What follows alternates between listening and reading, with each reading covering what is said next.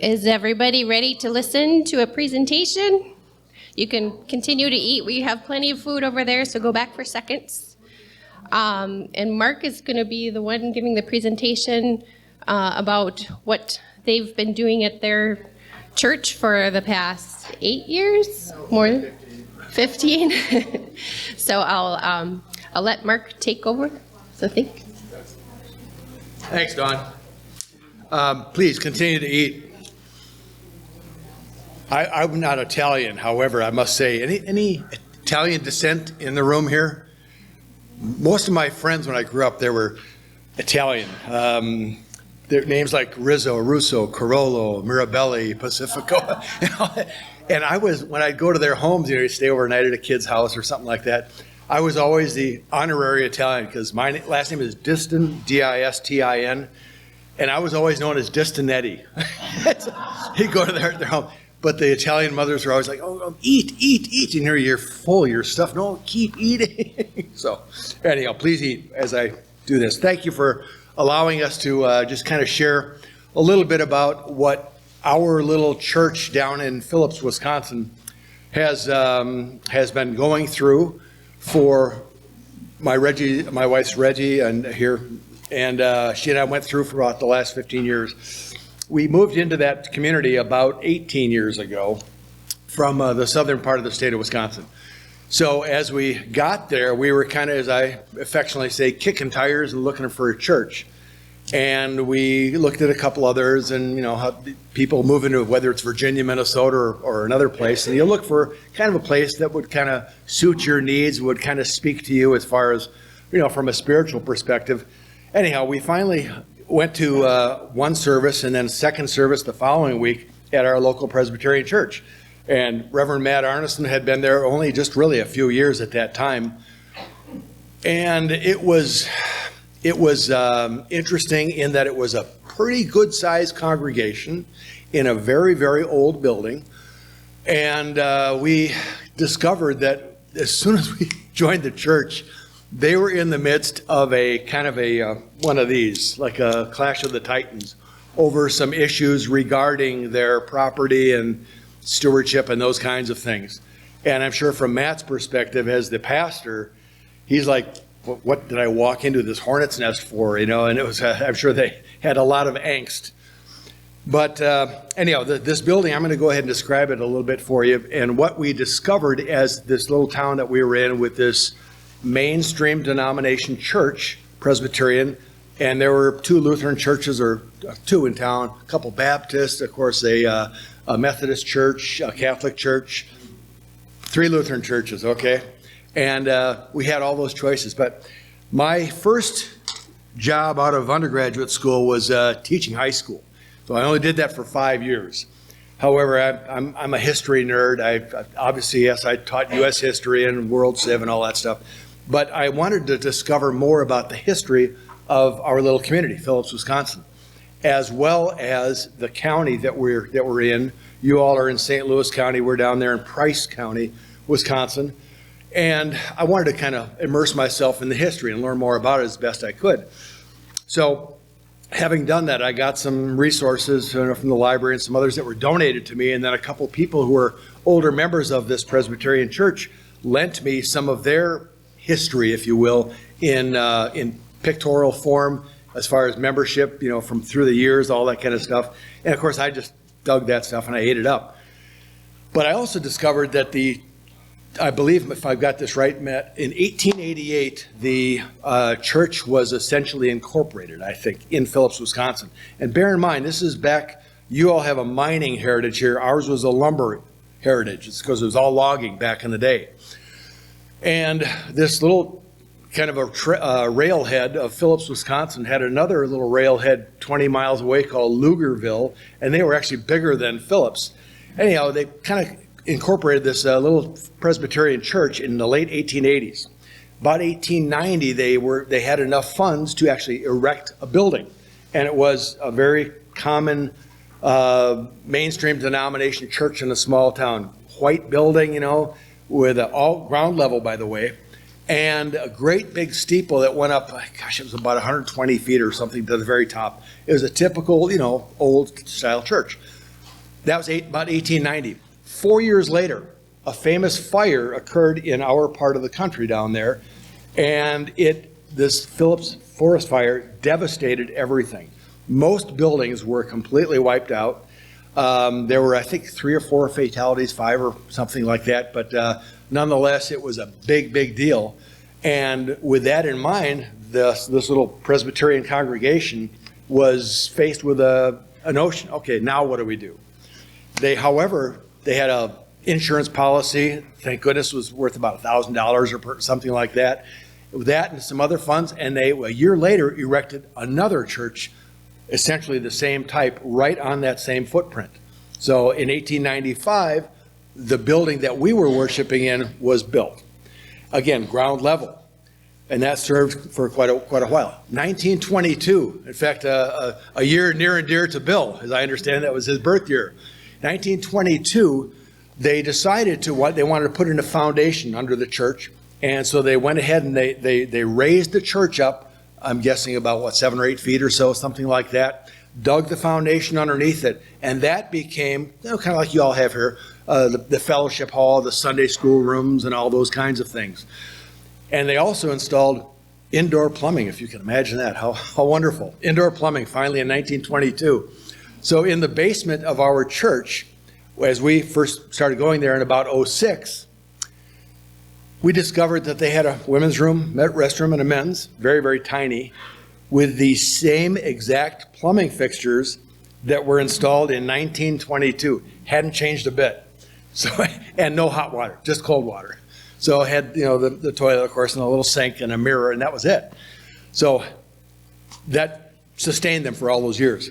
We come in, and again, the congregation had been kind of at odds, people on a couple sides of a different argument, and discovered that we have to do something. And the first thing we looked at, as I got involved with the property committee, as it was called, was to look at our, I don't know how many in the room here have ever been up through that little trap door. What part of the building is that? Way up above the balcony and way up to the steeple? The belfry, okay. And there are bats probably in the belfry too. There were in ours, we discovered that. Anyway, so they said, the property committee said, well, we've got some money put aside and we need new shingles, new roof. So I was involved with the property committee. I said, what the heck, I'll run up there and climb up this thing with some other guys. And we got up there and I said, I don't know, I don't feel comfortable up here. Went back, and maybe a month or two later, we hired a structural engineer and an architectural engineer. And we invited these guys. I said, okay, could you please come with us? And they indulged us, and we went up there. And they said what they looked at was storm damage that hit us in 1977 on July 4th, a big downburst, I guess they call it, and then it just like a tornado, just wiped out a lot of buildings. Anyhow, the roof was kind of shifted and the building was shifted a little bit, 6 inches to the north. 6 inches on a wall is a lot. When you look at, if you've ever built anything square, you get 6 inches out of the plumb, that's a lot. What they did in 1977 to take care of all this damage to the roof, they put these great big tension cables across there about every 10 or 15 feet with these huge turnbuckles that brought the walls kind of back together like this. And so, hey, problem solved, right? So they thought. And then they dropped a false ceiling down from our original ceiling, 14 feet, and that was drywalled. And so it was a huge Band-Aid that they put over the structural damage. So anyhow, we get involved 06, 08, 07, 08, and we look up there, and these engineers said, this is not safe. You guys wanted to do a new roof up here, like just shingles and stuff on, and it won't. No, we won't do it because it's not safe, and we couldn't sign off on it as far as tradesmen. And I said, let's go ahead and get an estimate. What's it going to take to get it structurally sound again? And we got an estimate, and it was just to make the roof structure sound and take care of that 6-inch wall being popped out. Over $200,000 just to make it safe and up to code. And then I said, well, a group of us on the committee said, why don't we look at this?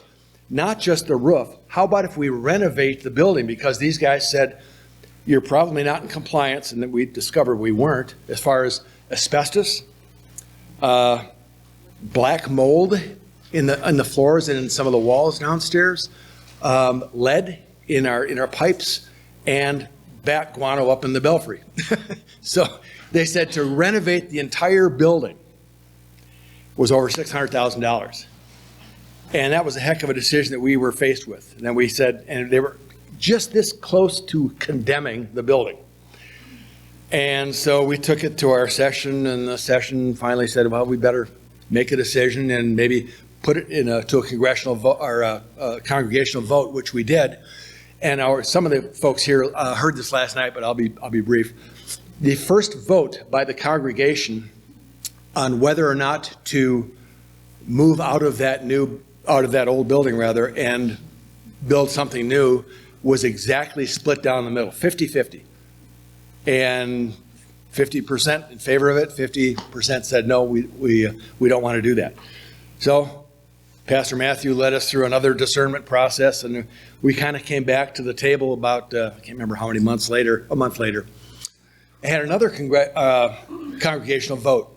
And that one, same motion was on the table, pretty much the same congregation, and 2-1 voted in favor of a decision to not be in an unsafe building and not, be exposed to things that we shouldn't be exposed to, and to eventually build a new structure. That was our decision. So that was very painful. So my point in bringing it through the history lesson, because I'm a history nerd, is that, and Pastor Matt discussed this today in his sermon, was at the end of the day, we got to keep in mind, and it sounds kind of trite, but seriously, we're not in charge. We think we are, but, we're not really the one driving the ship.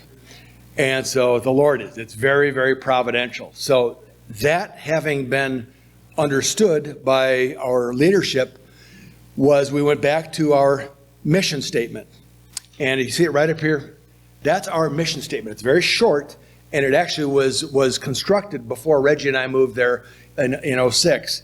But it's reaching out to touch lives with the love of Jesus Christ. It's very, very compact, but everything we do, even back 15 years ago up until present day, whether it's a new ministry or a new program or whatever the idea is, most of them pretty creative ideas that people bring to us, if it doesn't measure up to that as the backdrop, we don't go there. We don't do it.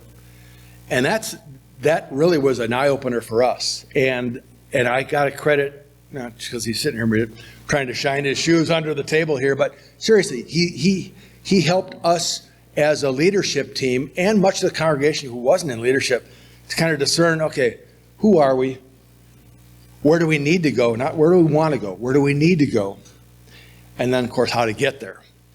And the how to get there was something that we, again, took months to discern over several different meetings and a lot of arguments, some of them spirited debates, but good stuff, constructive.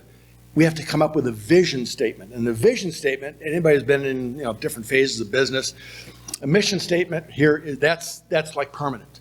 A vision statement is for a shorter period of time for a particular project or a particular job, or in this case, a particular ministry. So we came up with a vision statement that was going to fulfill our needs, we thought. And that was to build a new structure on that same footprint, very historic footprint for us, that would be very accessible to everybody in our community, because we're right downtown like you all are, and open to the public. And we'll talk about how we do that. And so it would serve many other folks and many other groups. And it's, again, this was what our backdrop was. So, having said that, we went ahead and we had hired an online auctioneer who had it's a great business that he runs, local folks who were kind of benefactors of ours too. And they ran this online auction, and it was really kind of cool, all the different things that people from around the world, not just in our area, bid online stuff that they wanted. Whether it was, a pew or a tin tile up on the roof or something like that, it all had a value. And then, of course, we used that to, help fund our project.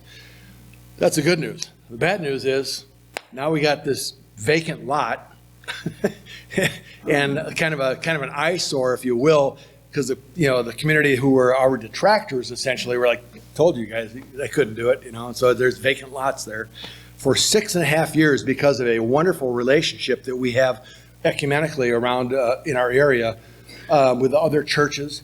The local Catholic church, the fellow who was the priest at the time, and Matt were pretty good colleagues. And many of their members said, why don't you worship at our Catholic church, which wasn't that old, maybe not even 10 years old at the time. Big space, wonderful. You can come here every week, and pay a very small amount, just cover a couple overhead things. We did that for 6.5 years. and we had at that time we had about 52 members, and that membership actually grew a little bit during that time. It didn't shrink. So even though we were kind of wandering in the wilderness, worshiping down the street for 6.5 years, it worked out well for us. During that time, we went to the Presbyterian, and to their credit, they finally understood our plans, what we thought we were being led to do, and so that they gave us a down payment, essentially, worth $50,000. And we also had a local benefactor from your state of Minnesota, not a member of our church, but a very dear friend of all of ours. And out of nowhere, she on her own said, I would like to donate $50,000 to this.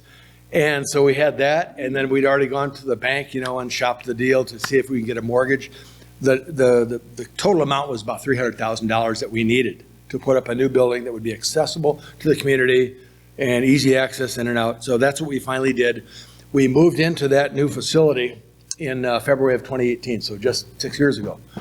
And since then, I'll tell you what, because of Matt's leadership and the connections that we had made with all these people, the contractor, this contractor is kind of a rock star down there in that area. And he put us in contact with others who became friends and associates of ours. The police force, we got to know guys on the police force. We got to know, Matt introduced us to people in our county in the senior meals program, the Health and Human Services for that county. Pardon me? Meals on Wheels type of thing. And anyway, so having said all that, we have now these connections with all these other people in our community and with the school district. I, at the time, was on the school board, so I had some of those connections with administration, faculty, kids, their families, and it really, really was kind of a neat deal. And I'll show you some slides here. When we opened up our new facility, and we had members from the Presbyterian that were there, and many other people from other states who were benefactors of ours because they believed in what we were being led to do. So it wasn't our doing, it was his doing. And we followed along. And it was really an interesting ride. But I'm not sure if I'm doing this right here. Oh, here we go. The vision that we had that we came up for that program, which is, by the way, we've completed that now. And as I shared with some of you last night, and I know the four of us were discussing with individuals last night and maybe today too, we kind of got to that plateau, but we're kind of in a maybe a similar boat as you are right now as far as deciding, where we're going to go next. What do we need to do? What are we being led to do? So we're kind of looking for our next plateau to achieve as well, and with God's help. So that was our vision. Planning a church to celebrate our roots, bridge generations, and deepen our walk with God while growing new communities of believers. And so that was the part-time or the temporary vision statement. This is the Presbyterian meeting that we hosted August 1st back in 2015. And I'm not going to go through the folks here, but some of you might recognize some of the people involved with other churches or the Presbyterian. But fact is, it was kind of like sanctifying, you know, the space. And I think we hadn't gotten a mortgage at this point, had we? In 20, yeah, okay. But that was interesting to have that type of a kind of a consecration. Groundbreaking took place 2 years later. And we had people from, again, some of these folks here were from other states. We had people from the construction company, from the architect, and then other members of our congregation and others in leadership elsewhere in the presbytery. The bank loan officer is the third one in from the left. Yep, this guy. And so everybody was kind of celebrating with us, you know, and it was a very, very momentous event. But that was our little vacant lot. During those intervening years, we also had, when we didn't have our new structure, is Matt had a connection with a fella and who had an idea about a community garden. And I think I told a couple people last night that's what we did on our vacant lot for a few years. We hosted the community garden. It was open to everybody. And a couple people would tend it, you know, and weed it and everything else, but stuff was planted there, you know, all sorts of veggies and that kind of stuff. And it was open to the community to come in and take what you need, you know, and it was really, that connected us with a lot of other people too. And so that was a momentous time when we broke ground finally. And Joel Heineman, some of you may know, on the left there, helped us dedicate it in May. This is about 3 or 4 months after we actually moved into the building.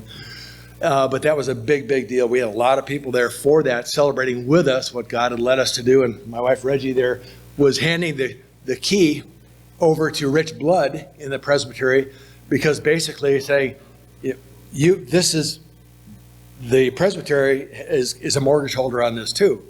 And so even though there were some detractors through those years, they finally were very, very gracious and backed us up. And so it was a big, big deal. Reggie, and this is the gal who is on the right there is Jackie Renko. I don't know if anybody knows, near Cloquet, is a little town near Cloquet. What's that? She was living in Carlton at that time. But she was the one who was a marvelous benefactor of ours, and we still stay in communication with her, and it's nice to have that type of support, obviously. This is our building on a typical winter's day in the evening. It's well lit. And we took the 3 stained glass windows that were in our old building and had those professionally restored by, that was a guy in Minnesota, wasn't it? Yeah, don't know where, but okay, in Owatonna. Restored them, stored them for us, and then came back and installed them. And that was really cool. So we connected our old with the new. And that was a lot of people were, you know, they were very, very, people who had very deep roots were very happy that we had installed those. And so it's a big part of our church building. There's the pastor in his corner office, and he doesn't have a plant in there yet, but maybe get you a plant. But he's got a corner office. And the office looks exactly like that. It was like 2 days after I moved in. The office looks the same. But the thing is, we're right there plopped right downtown, and we've got all sorts of businesses and other things, and merchants around us. And that's what we wanted to do. Since then, we've had celebrations of baptisms. We haven't had a wedding in the new building yet, I don't think. We've had some funerals, obviously, and some other celebrations, and new membership, new people joining the church. The gal on the right here, holding the little baby, she joined us about 2 years ago, and that's her son and his wife, and then their little girl. But fact is, they all became members, which was kind of cool. So Matt got a chance to baptize some people that day, as well as introduce new members. That's our motto during the whole process, was the downtown area. That's our campus. We looked at it from a marketing perspective. That's our campus. That's where we belong. Partnerships that we've created, not my doing, but not Reggie's, but collectively, and then as well as some individual stuff. Matt's been connected. Denise has been connected with different organizations in the community. We talked about the senior meals, the Meals on Wheels type deal. We host that now. They love it because they were at a place before where it was very inconvenient for the caterer to come in on a daily basis, get stuff downstairs in this old high school building, and serve people, and they had a hard time getting in and out. Now he's 2 blocks away, pulls up to the back unload stuff, and we have the gal in the county who that's her job. She manages that program. People come in to eat in our facility now, and then the others, I guess the Meals on Wheels, they get delivered by volunteers, but we just host it. It's a good, safe place for them. Free Wi-Fi, great restrooms, the whole 9 yards, and they like it because it's easy in, easy out. So it worked out very well and many other groups. Fraternal organizations like the Moose are very, very, very supportive of us financially and otherwise. Health and Human Services, we said, Aging and Disability. These organizations, you mentioned Salvation Army, I think the word Judy and Claude did their skit today with that. And by the way, where is that? Is that down here now? Is it that Campbell soup thing? Is that still upstairs? Okay, well, we'll pop something in there too. But the fact is, we've got a very good relationship with our local Salvation Army in the area now because it meets our mission statement. Reaching out to touch lives. We intentionally have been trying to create new relationships with all sorts of different organizations. You never know what's going to happen, and God does some pretty crazy stuff when we ask Him to, and ask Him to lead us into new areas. The Lions Club, of course, the venturing they're Boy Scouts basically. These organizations. Strong Bodies, they're not there now. It's a seniors exercise, yeah. Hopefully they'll come back, but it's in a day a week, maybe 2 or 3 hours. But our facility is also open to, again, the public.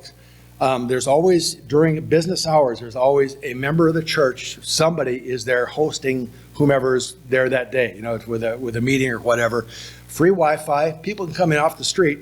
And, it's tough to get a Wi-Fi in some areas. And it's pretty robust. And somebody can come in, we've got coffee going the whole time, pour yourself a cup of coffee, have a seat, and then just, log on, do what you got to do, whether it's business or otherwise. And that's opened us up. And now we have all these other relationships, and that's an ongoing thing. We're not done yet, and God isn't done yet.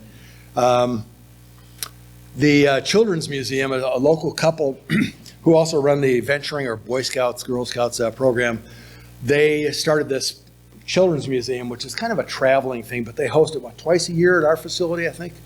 Not every year. But they've done it before. It's also gone on the road. But they have kids come in, it's free, and they have, refreshments for kids, but all sorts of, different things, to inspire kids to do different things, projects and such, and it's a big deal. Let's see here. There we go. These are some other, this one, of course, everybody has, and you all have a gorgeous library here. It's not that old, is it? Your library? Is it old? Okay. Do they also have to convert from steam heat, do you think? Okay, all right. Well, there's others in the same boat, so. But fact is, our library is relatively new, and we've got a really great relationship with them. They use our facility sometimes, we use theirs, and with individuals, we've been connected there.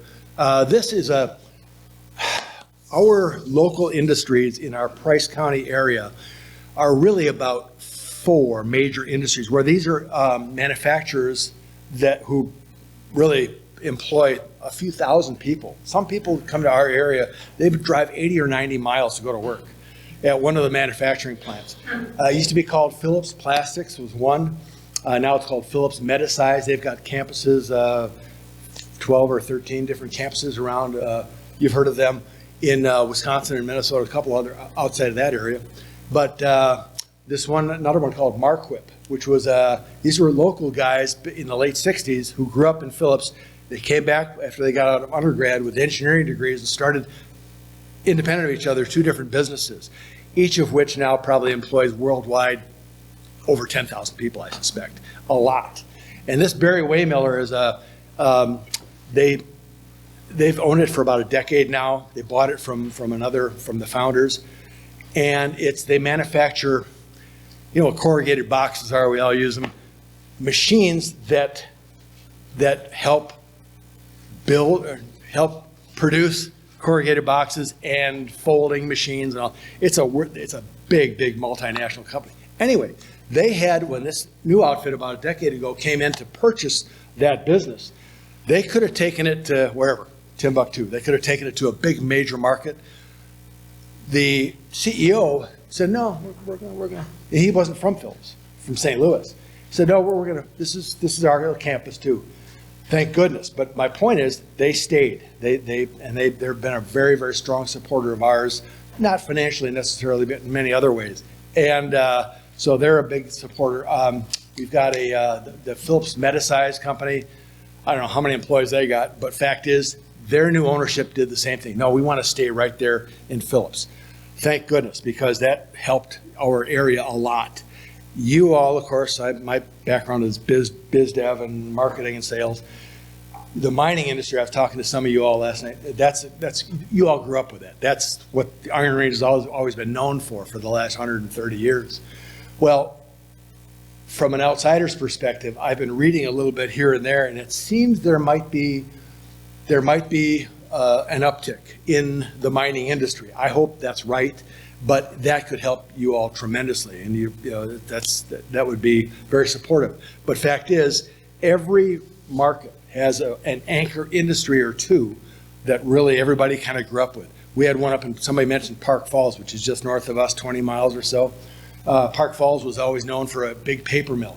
Well, that thing shut down, and it's a ghost town there now in some areas. Well, that was their only industry, and so hopefully there's going to be, knock on some wood, there's going to be some other vitalization coming in. But economic development is something that I would encourage somebody to get involved with your county board in a really intimate way, with your city planning, with your obviously your law enforcement, but your health and human services. But as far as economic development, that could mean it could be a real shot in the arm and help the lifeblood of your church. It all starts with relationships. So, but they've been very, very helpful. DNR, NA used to meet at our place. They don't anymore. We have a very strong relationship with the school district, and those are all, again, in this San Jose, I don't have any background on that, but. Yeah, they help. Oh, yeah, distribute gifts and such, okay. But the point is, and there are some that aren't even shown up here yet, that we've been able to cultivate new relationships. So that's what we're saying is the message is, despite whatever travails you think a group or an organization, in this case your church, might be going through, boy, I'll tell you what, there are ways, if we can help in any way. We don't have answers right now, but boy, I'll tell you what, we'd have a whole lot of questions that we could help you ask yourselves that would help get to the next step. And we would be honored to help in any way we can. These are some other partnerships.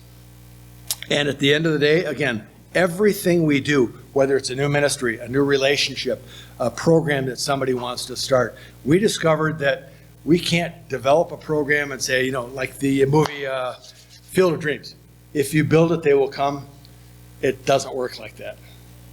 We want to have this marvelous music ministry and have people come to the door. It just doesn't work like that, for us anyway. It just didn't. And so we decided, okay, we're going to have to play offense, as I call it, go out and make the new relationships. Everybody can play a role in that, and hope inject a new sense of energy and hope, and fulfill your mission statement, whatever that happens to be. So we're honored to at least spend a little bit of time with you, and the hospitality has been marvelous. And as I said last night, I tell you what, I shared this with Reggie last night, is not only was there a tremendous amount of talent and skill sets represented in the room last night. We sat next to Spencer, and you've got a pretty strong financial background, and I discovered that in many other people. But moreover, when I walked away and settled down last night, I said, man, that room was so full of faith. You guys have got a tremendous amount of faith. And so it's a matter of those skill sets and the faith. You've already got that nailed down.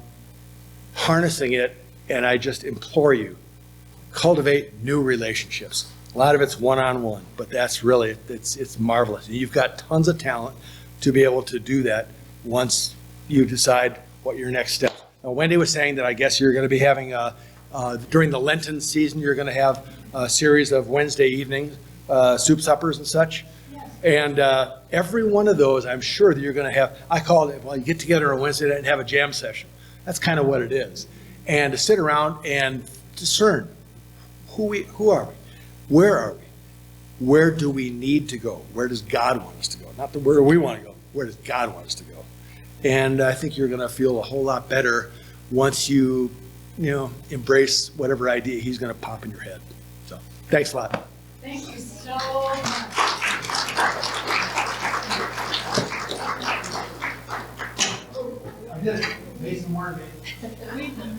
We'd just like to thank you very much for coming and doing this presentation for us, for being with us yesterday and today.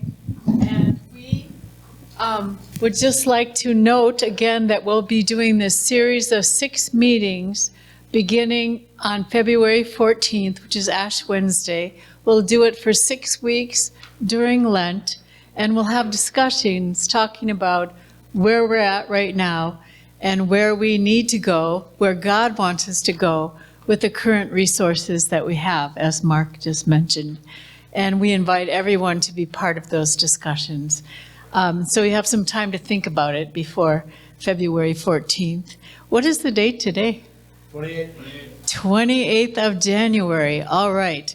And thank you for everyone who came to this lunch today. And thank you for the folks from Phillips. Yes, Sue. Well, I just want to say that we have a connection already. The librarian is going to play the clarinet with us. Yeah. And Oh, the librarian was going to play with Milo on her clarinet. So, it started. Yeah, and actually, a lot has been done by the folks in this church over the years. I'm relatively new, but they've done a huge amount of work in the past 2 decades. Sue being one of those people, and every single person who's here has done the kind of work that you're talking about, Mark, and we just have to keep doing more as we're going forward and think about it in ways that will sustain us, given the resources that we have currently. So thank you for making that connection, Sue. Fabulous. Anyone else have anything that they'd like to say before we? Want to open up to any questions at all, or do we want to rush? Sure. Yeah. Does anyone have any questions at all for our our visitors and their experiences? Judy? I say that I wanted to thank the ladies that did the dinner today. I know they worked long and hard to do it. Thank you to the food preparers. Are there any questions for our visitors? I don't know if this is appropriate coming from me, but how did it all work out financially? Are you able to sustain things? Because that's a concern to our whole congregation. Yeah, if you can use the mic, then is it still recording, Mason? It'll get on the recording, but I might have to turn the amp. Again, I'm not going to make it sound as if it was a walk in the park. It wasn't. But what we had to do was to, again, discern who we are. We're on a journey. Let's get a roadmap. Where do we need to go? Where does he want us to go? The old adage you've heard, form follows function. What was this in our world? A new facility. What was it supposed to do? For us, it meant humbling ourselves, quite honestly, and saying, okay, we have these current ministries. We want to do some other things. So therefore, what is our mission statement, which we all memorized, of course. We had that in, that was in our DNA. It's, got it tattooed on my back probably. But fact is, we said, okay, whatever we do has to measure up to that. And then you put a pencil to it and, okay, what's it going to cost? And that we didn't have, as I described before, we didn't have the wherewithal to go ahead and do that initially. It took 6.5 years. We had 2.5, I don't want to say 3, 2.5 capital campaigns. Matt alluded to that earlier. We hired a professional consultant who did have a Presbyterian ministry background, and she was in Louisville at the time, I think it was. Oh, Chicago? No, okay. Okay. Nonetheless, we hired her and hosted her in for 3 days. That was her job. That's all she did. And she helped, not building focused, but who you guys are. Who are you? Where do you want to go? Where's God telling you to go? And then she helped us go all that discernment process, and we finally came up with an outline, and then kind of a strategic plan, and then a tactical plan, business, nerdy stuff I'm talking about, but that helped us then put a pencil to it and say, okay, it's going to cost, and it was X. And for us, X was $300,000 to pull it off. We didn't have it, but how could we do it? And so much of it was those capital campaigns that we ran. And then we had it was providential. We had benefactors pop in from afar, from other states, and said, I believe in what you guys are doing. And, and they contributed. And so we have about a 50-member congregation right now on our books. Reggie is our treasurer and clerk, so she's got those metrics. But we have maybe on a good day, on a good Sunday, maybe 20 in the congregation. However, if we don't have 20 people in our sanctuary, we've got Matt started a program online instead of Zoom or one of those platforms. It's Jitsi, it's called. You familiar with that one? You ever heard of it? Okay. But anyway, so he's able to have our service live for people who are either unable to make it in or elsewhere in the country that week, and they just don't want to come into church physically. So we have sometimes 8 or 10 other people he's got on our screen, you can tell who's there, who's worshiping with us from afar. And so that helps. So as far as the financial concerns that we had, to answer your question, they're ongoing, as they are in any small church. But if you set aside the time and the energy, and through your process of maybe 6 weeks or so, having your little Wednesday night jam sessions, I will assure you, you're going to come up, you're going to feel a pretty strong spirit touching you on the shoulder saying, I think you should do this. And then you talk about it, and then eventually you come up with whatever that is. Your financial concerns, I'm sure, are going to be immense. Just listening to some of you talking about the conversion from steam to gas. That's a tall climb. I don't know, but you'll figure it out. With his help, you will figure it out. But I just really encourage you to reach out and talk to new people. Just everyday stuff.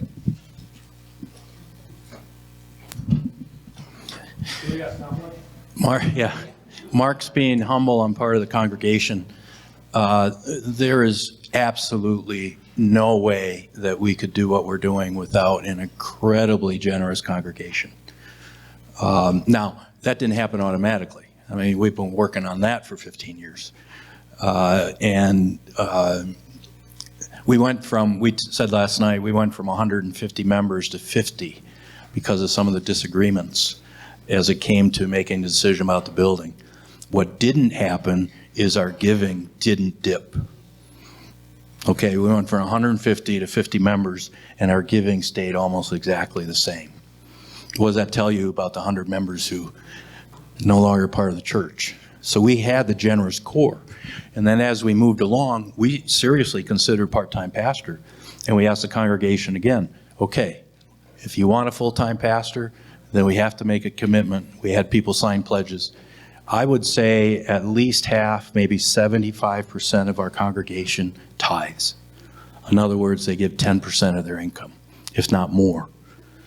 The average for churches, Presbyterian churches across the country, is 2%, and it's going down. So as you're doing this discernment and stuff, and the faith builds and the spiritual power comes, and your faith starts to say, okay, maybe something's here that we didn't know was here. The other saying that we use, Mark said, form follows function. The other one is money follows mission.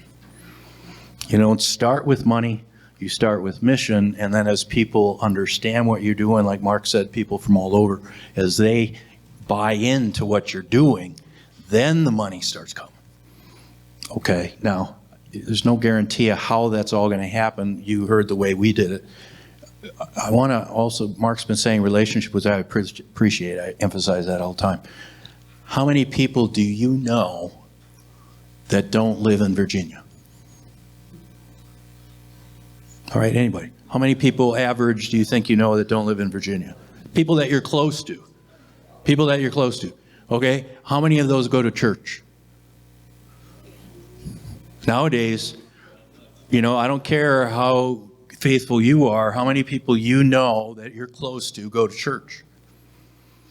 Every one of those people has some kind of history in the church in their background, but they may not be going now. If you talk to them about the mission that you're doing here, their instinct is to support a church. They don't have a church. They're not giving to their own congregation. Why wouldn't they give here if they care about you and they think you're doing something worthwhile? Why wouldn't they? Why wouldn't they? You get a few people starting to do that, and then you got something going. Okay? Last thing in terms of our capital campaign, we did 2 capital campaigns, like some of you I'm sure know how those go. We decided we couldn't do a third one. It just doesn't work in our context. So we challenged the people who gave to the first 2 capital campaigns. We said, okay, we know you're committed to this. We know that you care about us. You have been generous. Here's what we're asking you to do. We are asking you to sign a pledge that you will give this much money to our capital campaign for the length of the mortgage. Not for 3 years, not for 5 years, but for however long it takes to pay the mortgage, you give this much a month. And we've had enough people that have done that. We're still working on it, but it almost covers the mortgage because of people who are committed. We don't have to do another capital campaign. They're giving to the end, and when we didn't have enough, especially when we established the mortgage and we knew what the interest rate was and we knew exactly what the mortgage payment, we went back to those same people and we said, would you be willing to double your pledge for the length of the mortgage? Almost every one of them did. In terms of the congregation, back to the generosity. When we asked the congregation to kick in for the capital campaign fund, we said tithes to the church, anything that goes to the building is over and above what you give to the church. Tithes to the church budget. If you're going to give to the capital campaign, if you believe in what we're doing, whatever you give towards the building, capital campaign, over and above, don't take from what you give to the church and move it into the building fund. You give over and above to the building fund. And again, everybody has their own story of, how they've found a way to do that. And of course, we don't measure anybody by how much they give. In terms of the faith and the spirit and everything is the fact that you give. That's where it is. And once you start giving from that generosity, gratefulness place, everybody in our church who challenged themselves to tithe, Mark will tell you this story, everybody who challenged themselves to tithe, every single one of them got by. Didn't gouge their budget, didn't make it impossible for them to pay the bills. Some of them got blessed. You hear those stories all the time. But everybody who decided to jump their giving found that they still were able to cover their nut.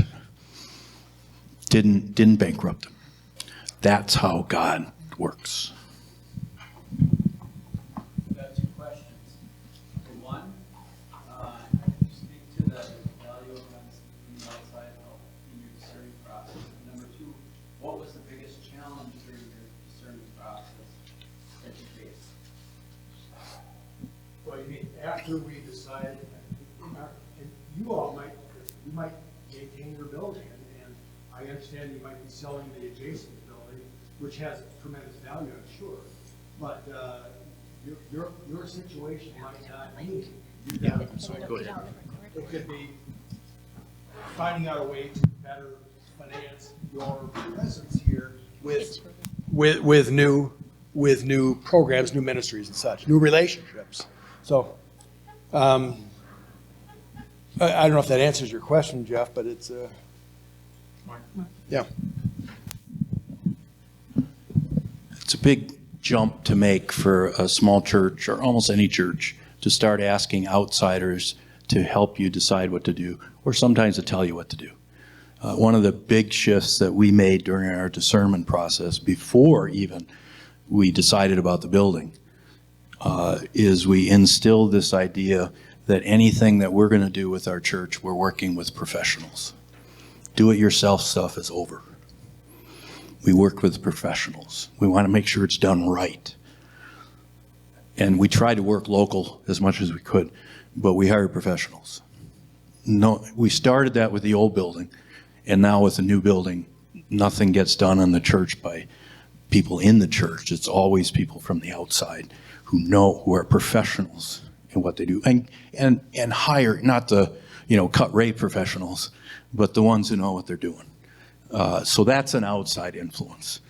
Again, the mission statement, we've never gotten there except we had a corporate person, secular corporate person, who cared about our congregation and worked us towards the mission statement over a weekend. Had to have an outside person. The fundraiser, the capital campaign consultant. As I said in the sermon, we were ready for her to tell us, okay, you can't do this. And if she told us that, we weren't going to go ahead. We had already decided. Those kinds of things, you have every single kind of professional that knows their stuff is in this community. It really will help you as a church if you get past the do-it-yourself thing. Small churches are notorious for do-it-yourself stuff. And again, two things. One, you get it done right. Three things. One, you get it done right. Third, you don't end up blaming that member of the church for not fulfilling what they were supposed to do. There's no infighting about that. The third thing, as Mark keeps saying, relationships. Relationships. Every single contractor we had, people showed up. We brought donuts. We brought coffee. We had people who knew that kind of stuff who would not necessarily help them, but watch what they were doing and ask questions. We did all that relationship building, all the relationship building that Mark's talking about. Most of it happened when we were worshiping at the Catholic Church. You don't have to have a building to develop those relationships. And then we develop more with the contractors. So now when we call a contractor who we've developed a relationship with, because something needs to be done in the building, which also happens in new buildings, we're at the top of their list. They come right away. Not because we're better, not because they're going to make more money with us, nothing like that. We're at the top of the list because they care about who we are, what we're doing, mission statement. Those relationships make all of this. Well, you can make a relationship like that with a professional to help you with a mission statement, a professional to help you with the budget, a professional, and most of them will do it for nothing. The extra, that contractor that Mark talked about, the contractor that worked with us, he worked with us for 10 years before he finally started working on the building. Can you imagine that? He hung with us for 10 years, reworking the contract. Our architect worked with us for at least 10 years, not longer. Redoing it, because they cared. They didn't charge us for those 10 years. They cared about what we were doing. Those stained glass windows, we took them, of course, off the old building. We said restore them, store them for a while, and then have you come back. We figured 3 years. They held on to them for 6.5 years. When we asked for them to come and put them in, they had to go in a warehouse and find out where they were. They didn't charge us a penny for that storage time because they knew us and they cared about what we were doing, and we treated them. I say Taj Mahal'd them. We made them feel special. And what you don't have to spend money to do that. You tell them you care. You show them you care. You show up. Those kinds of things. It helps build relationships, but it also makes if you want to be a community building or a community a leader, community entity, okay, nowadays you can't get by with, okay, it's good enough. You can't do it. It doesn't work that. People have expectations of professionalism. Okay, now you have an old building, so you acknowledge that and you advertise that and you incorporate that into who you are and how you present yourself. But everything about this old building needs to be professional, because that's what people expect. If a young family comes into a church that's not professional. When I did my interviewing for my second church, I interviewed at 4 churches. One of them was clean. All of them were old. One of them was clean. Everywhere I went, no corners, no dust, and lots of dust. But every corner of the church was clean. Out of 4 churches, 1. Now, we ended up choosing that one as Phillips, not because it was necessarily clean, but it was noticeable. People are going to notice that when they come here. You got to have rooms without clutter. Everything has to be professional. Some of that's going to come from the outside because of what you need in terms of what people are going to do. But as people from the outside, as you think professionally, it's going to affect the way you do things in the church. One of the things we learned at the Catholic Church is they're practically clutter-free. And they have a big building. And the way I noticed, the thing that just floored me is, I was kind of poking around, but I opened their kind of utility room where the hot water heater is and some of those kinds of function things for the building. It wasn't a huge room like the rooms you have here, but it was fairly large.